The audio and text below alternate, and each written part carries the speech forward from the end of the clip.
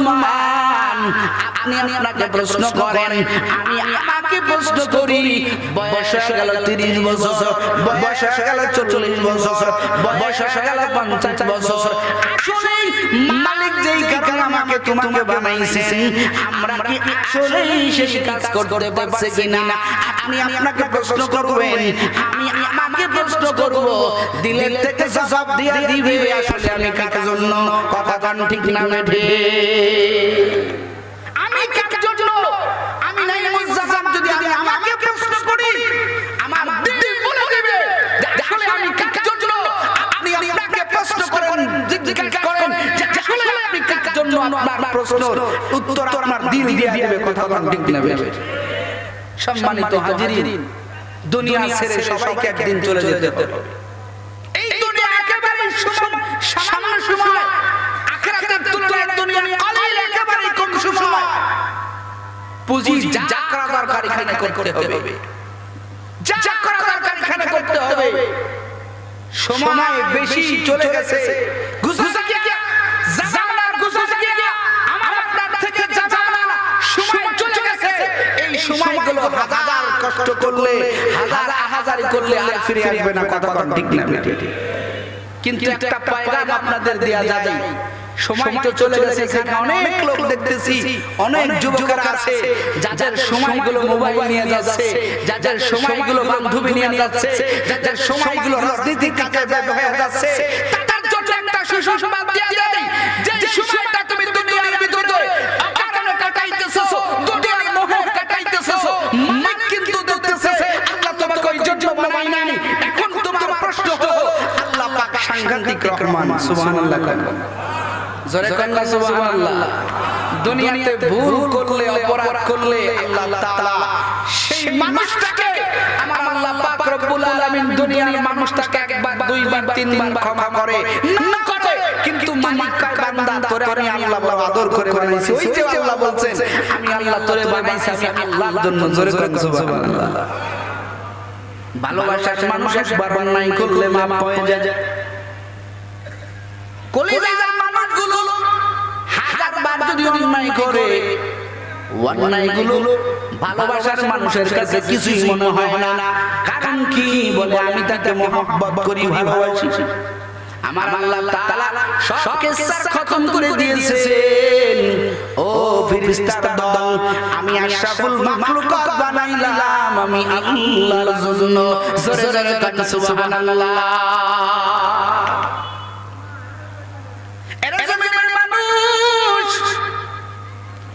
কলাবাড়িয়ার মুসলমান, আমার আল্লাহ কয় বান্দা দুনিয়াতে যাইয়া মহব্বতের তাকিদে পড়িয়া, মহব্বতে পড়িয়া, টাকার লোভে পড়িয়া, নারীর লোভে পড়িয়া, দুনিয়ার ক্ষমতার লোভে পড়িয়া বান্দা তুমি অন্যায় করে ফেলেছো। আমি আল্লাহ তাকাইয়া তাকাইয়া দেখেছি, আমি আল্লাহ কিছুই বলি না।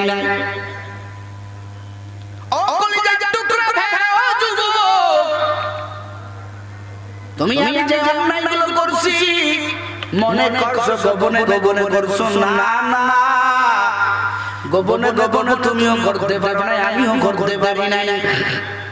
হয়তো তোমার আমার অন্যায় আমার মা জানে না, আমার বাবা জানে না, আমার বোন জানে না, কিন্তু আমার আল্লাহ কোরআনে যে মেসেজগুলো দিয়েছেন, আল্লাহ বলবেন হাসরের ময়দানে বান্দা তুমি অন্যায় করেছো। বান্দা বলবেন মালিক আমি যে অন্যায় করেছি, এই অন্যায় কি কোনো সাক্ষী আছে? আমার আল্লাহ পাক এই প্রশ্ন বলার পরে বান্দা বলবেন, আল্লাহ পাক এই বান্দা এই কথা বলার পরে আমার আল্লাহ পাক বলবেন, ও আমার আদরের বান্দা বান্দি, আমি আল্লাহ বিনা কারণে তোকে শাস্তি দিব না, আমি আল্লাহ তোরে বিনা কারণে আমি আল্লাহ তোরে জাহান্নামে দিব না। বান্দা যখন বলবেন মালিক, ও দয়াল আল্লাহ, ও দয়াল আল্লাহ, আমি যে গুনাহ করেছি আমার গুনার কি কোনো প্রকারের সাক্ষী আছে নাকি? খুব মনোযোগ দিবেন ও কলাবাড়িয়ার মুসলমান বর্দারের আম্মা জান, আমার আল্লাহ বলবেন অবশ্যই আমি আল্লাহর কাছে সাক্ষী আছে। একটু জোরে বলুন আল্লাহু আকবার। এক নম্বর সাক্ষী ও কলাবাড়িয়ার মুসলমান, ও ঘোড়াঘাটের মুসলমান, আমার আল্লাহ তাআলা কোরআনের ভিতরে বান্দার সমস্ত সাক্ষীর কথা বয়ান করলেন যাতে আমার বান্দা এই সাক্ষীর কথা শুনি আমার বান্দা অন্যায় না করে। এক নম্বর সাক্ষী আমার আল্লাহ কোরআনে বয়ান করে দিয়েছেন, ও জমিনের মানুষ তুমি আমি যে জমিনের উপর দিয়ে চলি আমার আল্লাহ হাসরের ময়দানে এক নম্বর সাক্ষী বানাইবেন তোমার আমার জমিন। জোরে জোরে কোন আল্লাহু আকবার। ইয়াউমাইদিন তুহাদ্দিসু আখবারাহা বিআন্না রাব্বাকা আওহা লাহা। এক নম্বর আমার আল্লাহ পাক জমিনের সাক্ষী বানাইয়া ফেলবেন, জমিনের জবান খুলে যাবে, জমিন ডাক দিয়া বলবে না আল্লাহ আপনার বান্দা আমি জমিনের উপরে দাঁড়াইয়া এই অন্যায় করেছে। আমার আল্লাহ বলবেন বান্দা শুধু এখানেই শেষ না, দুই নম্বর সাক্ষী আমার আল্লাহ কোরআনুল কারীমে আমার আল্লাহ অগ্রিম বয়ান করলেন, اليوم نختم على أفواههم وتكلمنا أيديهم وتشهد أرجلهم بما كانوا يكسبون। আমার আল্লাহ কোরআনুল কারীমের ভিতরে বয়ান করেছেন, ও বান্দা বান্দির দল তোমার হাত সাক্ষী দিবে, তোমার পা সাক্ষী দিবে, তোমার নাক সাক্ষী দিবে, তোমার কান সাক্ষী দিবে, সমস্ত অঙ্গ প্রত্যঙ্গের জবান খুলে যাবে। হাসরের ময়দানে বলবেন মালিক ও দয়ার আল্লাহ তোমার বান্দা আমার দ্বারা এই অন্যায় করেছেন। আমার আল্লাহ এরপরে বলবেন আরো কি তোর সাক্ষী দরকার। তৃতীয় নম্বর সাক্ষী আমার আল্লাহ পাক রব্বুল আলামিন বলবেন, ও কিরামান কাতিবিন, ও কিরামান কাতিবিন নাই তোমার আমার সঙ্গে দুইজন ফেরেশতা আছে, কিরামান কাতিবিন ইয়ালামুনা মা তাফআলুন।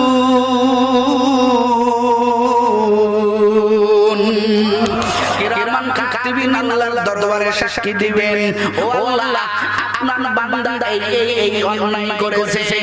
আমার আল্লাহ বলবেন, ও বান্দা বান্দির দল শুধু কিরামান কাতিবিন রে বান্দা দুনিয়ার ভিতরে এই অন্যায় তুমি করেছো আমার আল্লাহ বলবেন রে ফেরেশতা এই বান্দার আমলনামা খোল, ওয়া ইযা সাফু নুশিরাত এই বান্দার আমলনামা খুলে দেবে।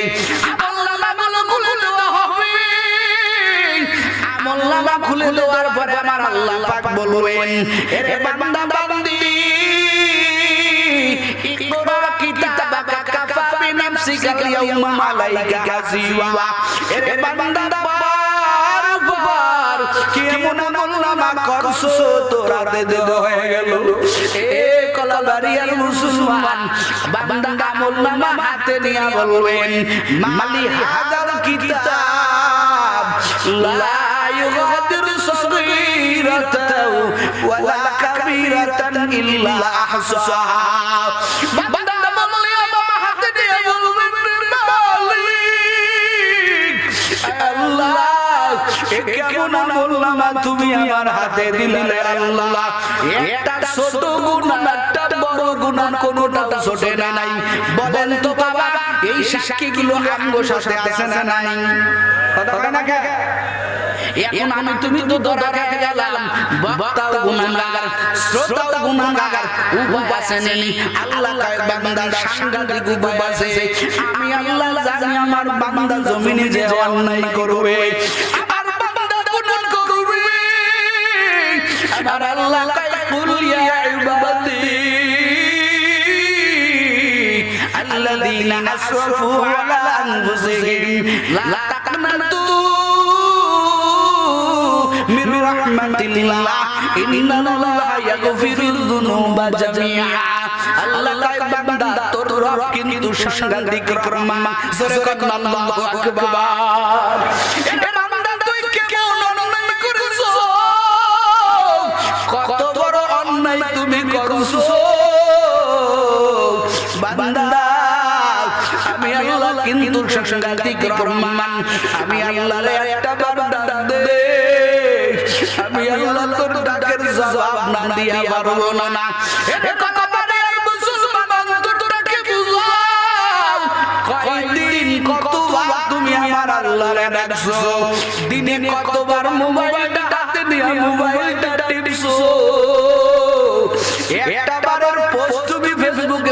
করলে তোমার ঘুম হয় না। ওরে যুবক, বান্ধবীর সাথে দেখা না করলে পরের দিন চলতে পারো না। তোমার সব রুটিন গুলো ঠিক আছে, কিন্তু তোমার মাওলার রুটিন তুমি ভুলে গেছো। আর আল্লাহ করে বান্দা, এত অন্যায় করার পরেও বান্দা একটা বারো কি আমার ডাকতে মনে যায় না। একটা বার ডাকিয়ে আমি আল্লাহর মতো রহমান আর কেউ ভাবি না। কি হয়ে গেল? কোন জিনিস আমাদেরকে ভয় দিয়ে দিল রে বাবা? কোন জিনিস আমাদেরকে ভয় দিয়ে দিল যে মাওলার নাডাইকা কবরে গেলে সমস্যা নাই। তুমি আমি গুনার পাপ পরিমাণ জমা করিয়া জমিনে ঘুরতেছি, একটা বারো খেয়াল নাই। আমার সামনে জাহান্নাম, আমার সামনে কবর, আমার সামনে হাসর। ওই হাসরের ময়দানে আমারে দণ্ডায়মান হতে হবে। কেমন হাসরের ময়দান রে যুবক? 50,000 বছর দাঁড়ায় থাকা লাগবে। আদা দুপুরের সূর্য, নিচে তার জমিন। ওই জমিনে তোমার কি অবস্থা হবে, আমার কি অবস্থা হবে? এত ভয়ঙ্কর পরিস্থিতির সামনে তোমার চিন্তা নাই, আমারও চিন্তা নাই। ওই কবরে কি দিয়ে যাব? অথচ জমিনের ভিতরে আল্লাহর বহু পাগলের আমার আল্লাহর বড় পাগল, আমার আল্লাহর বড় আসে। আল্লাহকে রাজি করার পর আমার আল্লাহ জান্নাতের সুসংবাদ দেওয়ার পরেও, আমার পয়গম্বরের সুসংবাদ দেওয়ার পরেও একটা মুহূর্তের জন্য আমার আল্লাহকে বলে নাই।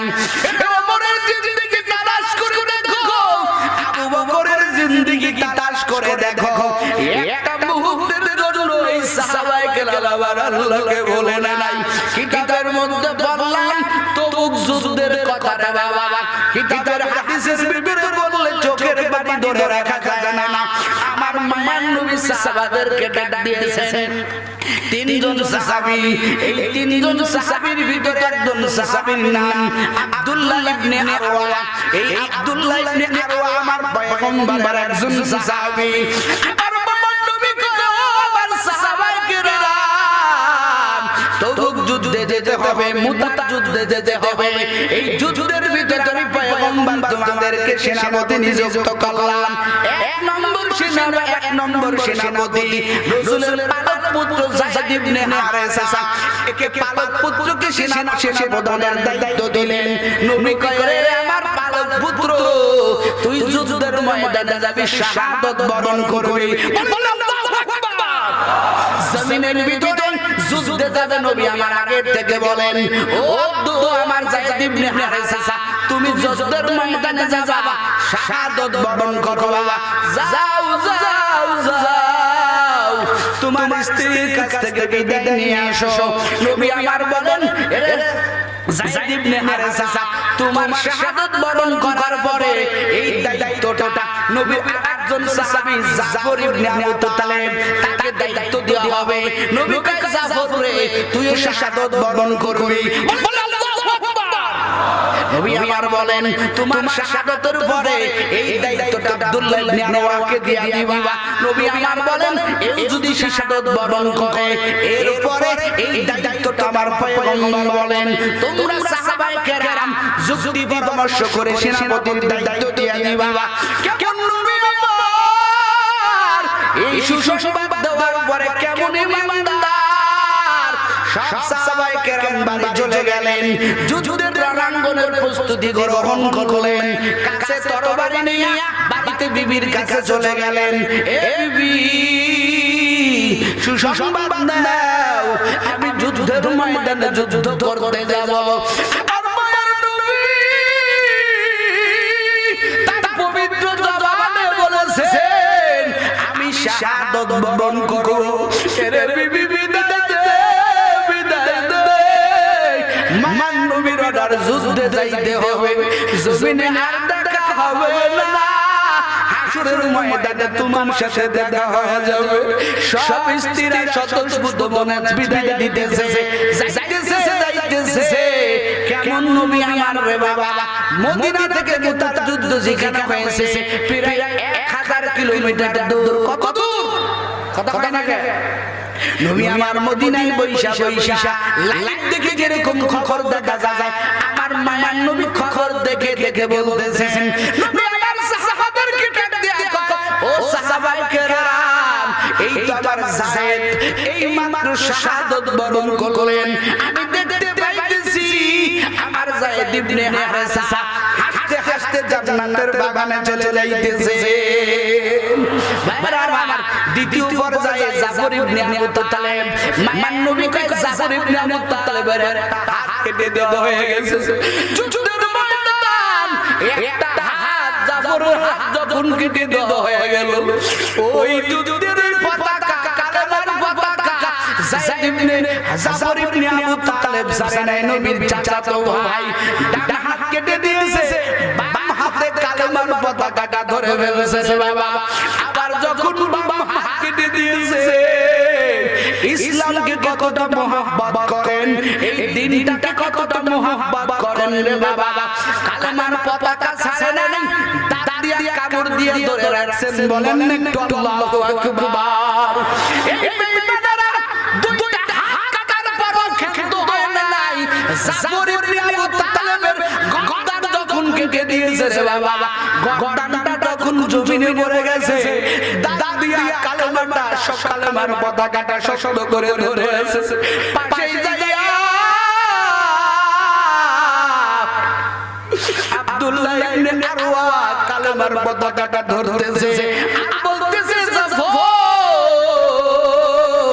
কালেমার পতাকাটা ছেড়ে দাও সেনাপতির দায়িত্ব তুমি আমাকেও দিয়েছেন কালেমার পতাকা ধরছে এবার আব্দুল্লাহ ইবনে আরওয়াও কি হয়ে গেল শাহাদাত বরণ করে ফেললো আমার এটা বলার উদ্দেশ্য না যেই শাহাদাতের বাণী পেয়ে শাহাদাতের সুসংবাদ পেয়ে এই সাহাবায়ে কেরাম কবরে চলে গেল আব্দুল্লাহ ইবনে আরওয়ার ঘটনাটা তালাশ করে দেখো যখন যুদ্ধের ময়দানে যাবেন তখন রাস্তার ভিতরে কান্না করতেছেন সাহাবায়ে কেরাম ডাক দিয়ে কয় এ আব্দুল্লাহ কেন তুমি কান্না করো বাবার কথা কি মনে পড়লো নাকি তোমার শহীদ বরণ করা লাগবে শহীদ শাহাদাত বরণ করবা এই ভয়ে তুমি কান্না করতেছো শহীদের মর্যাদা আমার আল্লাহ কোরআনে বয়ান করে দিয়েছেন লিমান ইয়াকতালু আমার আল্লাহ বলেন যারা যুদ্ধের ময়দানে শাহাদাত বরণ করবে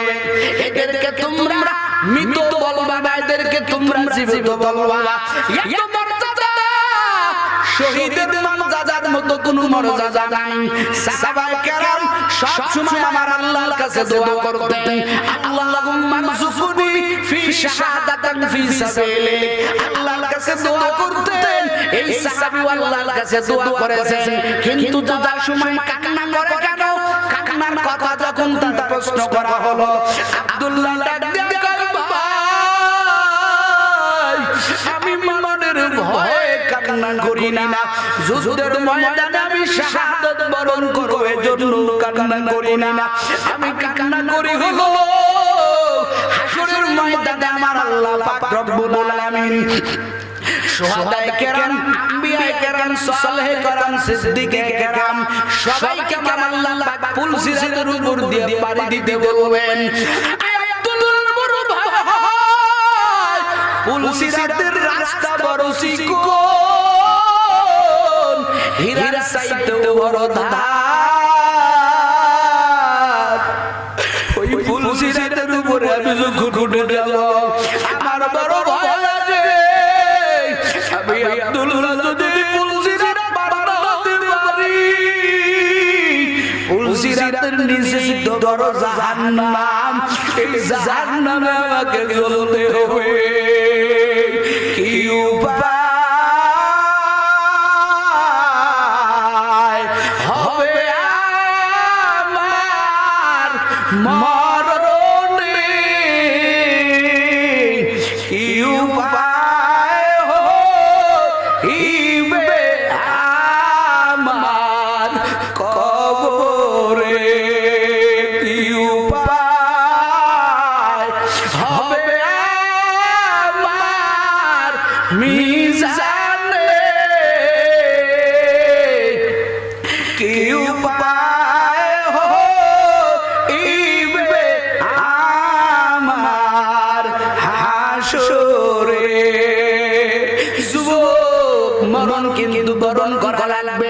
এই সাহাবী যাকে আমার মায়ার নবী বললেন তুমি শহীদ, আর শহীদের মর্যাদা কেমন?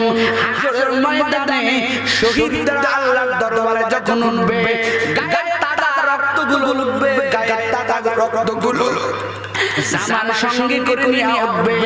হাসরের ময়দানে একটা সুগন্ধ ভেসে আসবে। সবাই বলবে এই সুগন্ধটা কাদের গায়ে থেকে আসে, শরীর থেকে আসে।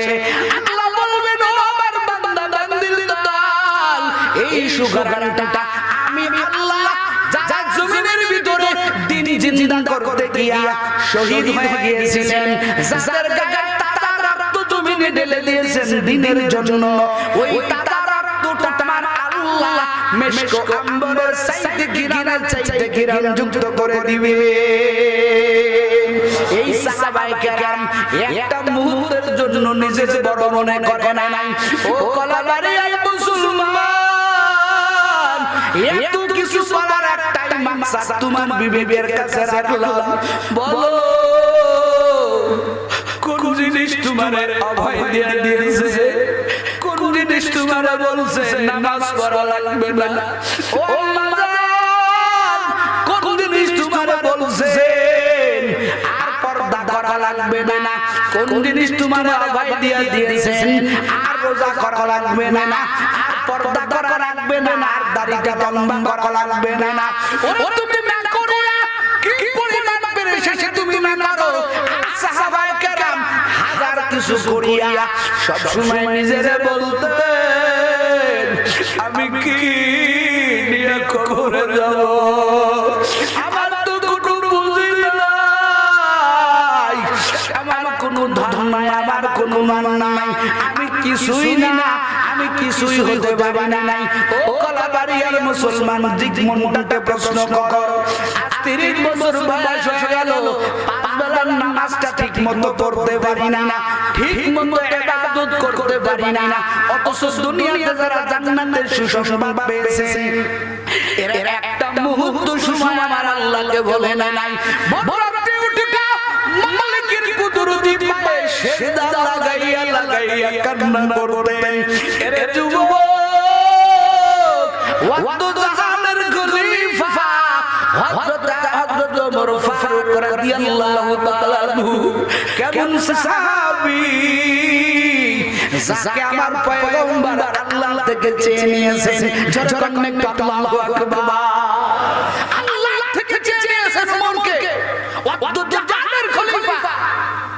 ভাইরা আমার, খিলাফতের কালে ওমর ফারুক জানে মায়ার নবী আমার মুনাফিকের লিস্ট হযরত হুযায়ফার কাছে চলে গেছে।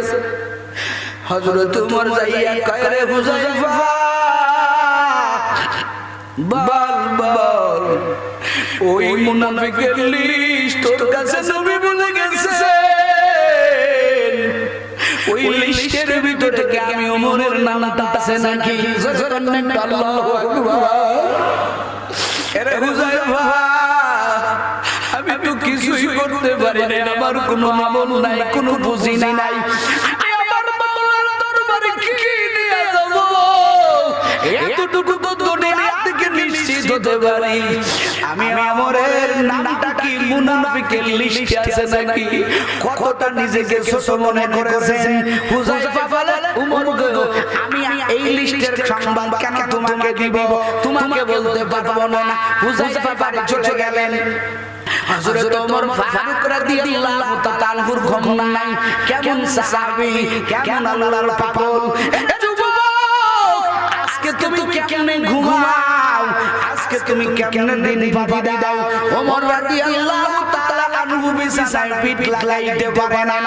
রাতে বেলা গভীর রাত, বৃষ্টি পড়তেছে, সাইয়েদিনা ওমর ঘর থেকে বাহির হয়ে গেছে। বাহির হওয়ার পর হুযায়ফার বাড়ি চলে গেছে। হুযায়ফা রাদিয়াল্লাহু তাআলা আনহুর বাড়িতে যাইয়া দরজায় নাম দিয়েছে। গভীর রাত, হুযায়ফা রাদিয়াল্লাহু তাআলা আনহু ঘরের দরজাটা ওপেন করে দিয়েছে। তাকাইয়া দেখে আমগো জাহানের খলিফা, আমগো বাদশা হযরত ওমর ফারুক ঘরের দরজায় হাজির। ওমর ফারুককে দেখা হুযায়ফা ডাক দিয়া কয়, ওমর গভীর রাত, এত রাতে আপনি কেন আমার বাড়িতে আসেন?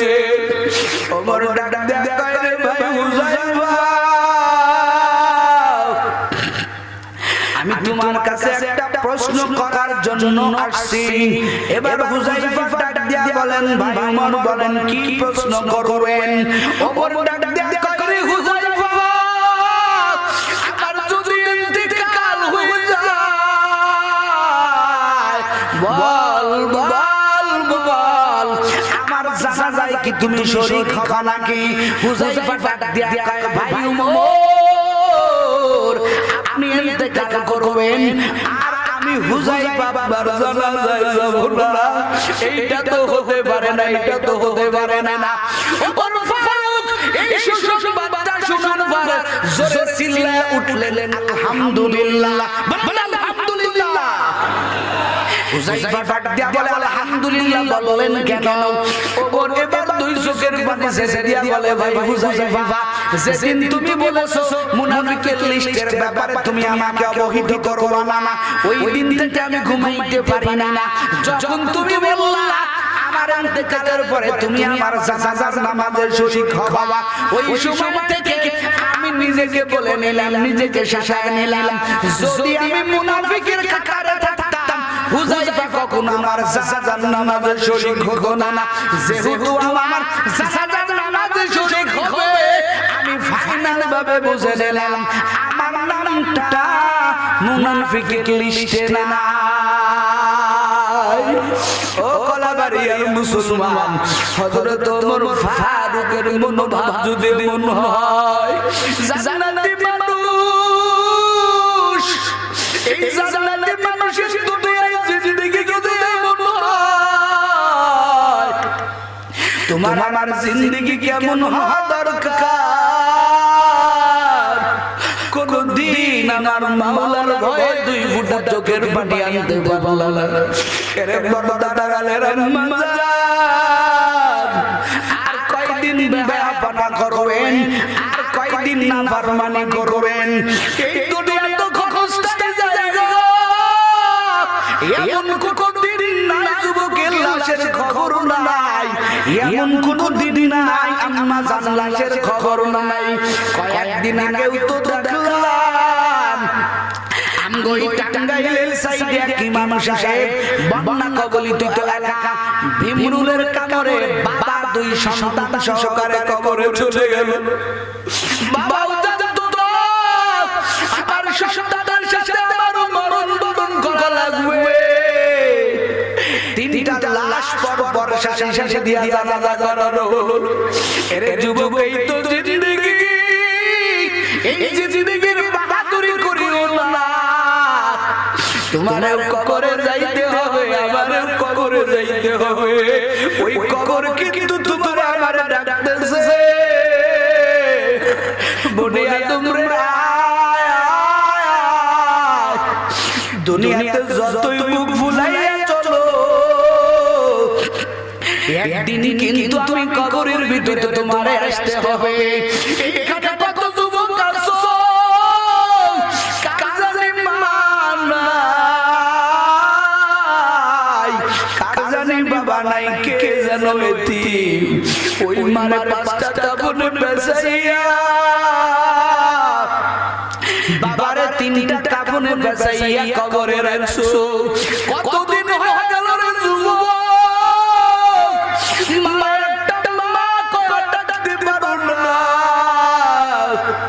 বাবারে একটা বাবা ডাকতে পারো না রে যুবক।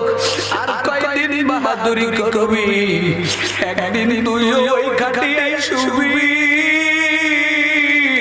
আমার আল্লাহ কেমন মাসুক আর কেমন আসে কামরা, আল্লাহ কয় বান্দা যত রাত হোক না কেন তুই যায় না মাস্টার নিয়ে আমি আল্লাহর কুদরতি পাই কপালটা ঢাকাইয়া সুবহান রাব্বিল আলা কোটা যদি দাও, ও তোর ডাকতে দেরি হবে, আমি আল্লাহ জবাব দিতে দেরি হবে না। ও আল্লাহর বান্দারা, আর কয়দিন নাফরমানি করবা, আমি বক্তা বড় গুনাহগার, আমার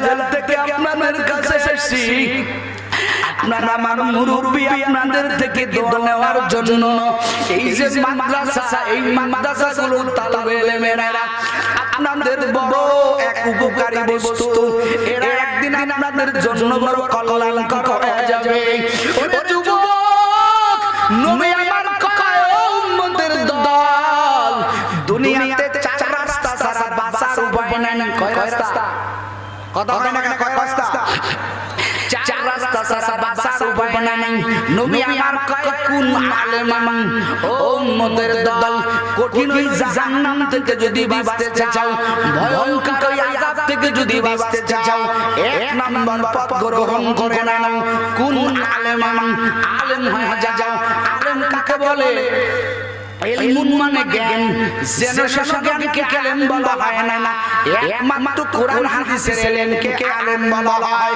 কোরআন হাদিসের ইলমকে আলেম বলে কোরআন হাদিসের জ্ঞানকে আলেম বলে এই জ্ঞানটা যাদের মধ্যে ঢুকে যায় তাদেরকে আলেম বলা হয় জোরে কোন সুবহানাল্লাহ সুবহানাল্লাহ জোরে কোন নবী কয় জাহান্নাম থেকে বাঁচার কয় উপায় কথা হয় না কয় উপায় চার উপায় আমরা জাহান্নাম থেকে বাঁচতে চাই তো কারা চাই একটু হাত জাগায় লিল্লাহ তাকবীর লিল্লাহ তাকবীর আমরা সবাই জাহান্নাম থেকে বাঁচতে চাই কারণ ঠিক না বেটি নবী আমার ফর্মুলা দেয় এক নাম্বার কোন আলেম তুমি আলেম হয়ে যাও জাহান্নাম থেকে বাঁচতে পারবা নবী আমার কয় ও উম্মতের দল অনেকের হয়ে যাবে বল বেশি হয়ে যাবে আলেম হওয়ার সুযোগ নাই আমার নবী কয় আও মুতাতাল্লিম ও আমার উম্মতের দল বড় আলেম হওয়ার সুযোগ নাই আলেমের ছাত্র হয়ে যাও সুবহানাল্লাহ কথা লাগা